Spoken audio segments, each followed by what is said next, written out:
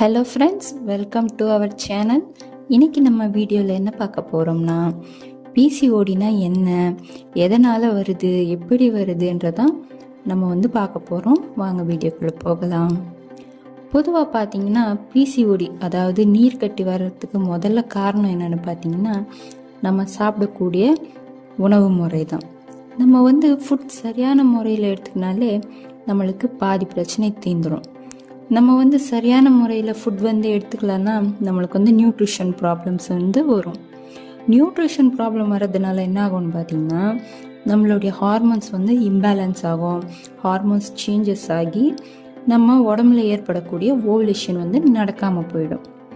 ஓவலேஷன்னா என்னன்னு பார்த்தீங்கன்னா, நம்ம கர்ப்பப்பையோடைய 2 சைட்லேயும் சினைப்பை அதாவது ஓவரிஸ்லேருந்து மாதம் ஒரு கருமுட்டை வளர்ந்து வெடித்து கர்ப்ப குழாயில் தங்கும். இதை தான் நம்ம ஓவலேஷன்னு சொல்லுவோம். இது பார்த்திங்கன்னா நம்மளுக்கு பீரியட்ஸ் ஆகி 14 to 20 டேஸ்க்குள்ளே நடக்கிற ஒரு ப்ராசஸ். இதை தான் ஓவலேஷன். இந்த ஓவலேஷன் சரியான முறையில் நடந்தால் மட்டும்தான் நம்மளுக்கு பீரியட்ஸ் சரியாக வரும். இல்லைன்னா அது இர்ரெகுலர் பீரியட்ஸாக தான் வரும். நெக்ஸ்ட்டு இந்த நீர்க்கட்டி எப்படி ஃபார்ம் ஆகுதுன்னு பார்த்தீங்கன்னா, ஓவலேஷனுக்காக கருமுட்டை வளர்ந்து வெடித்து வரணும். ஆனால் கருமுட்டை சரியாக வளராமல் வளர்ந்தும் வெடிக்காமல் என்ன ஆகும்னு பார்த்தீங்கன்னா, அது ஓவரிஸ்லேயே தங்கிடும். இது மாதம் கண்டினியூஸாக இந்த மாதிரி வளராமல் வெடிக்காமல் நம்ம சினைப்பையிலே அதாவது ஓவரிஸ்லேயே குட்டி குட்டியாக கிறிஸ்டல் ஃபார்ம் ஆகிடும். இதைத்தான் நீர்க்கட்டி, பிசிஓடி, சினைப்பை கட்டின்னு சொல்லுவாங்க. இதை சரி செய்ய பல வழிகள் இருக்குது. பொதுவாக பார்த்திங்கன்னா மெடிசின் மூலிமா ட்ரை பண்ணலாம். இன்னொன்று நேச்சுரலாக ஹோம் ரெமெடிஸ் மூலிமாவும் ட்ரை பண்ணலாம். நம்ம லைஃப் ஸ்டைல் சேஞ்ச் பண்ணுறது மூலிமாவும் ட்ரை பண்ணலாம்.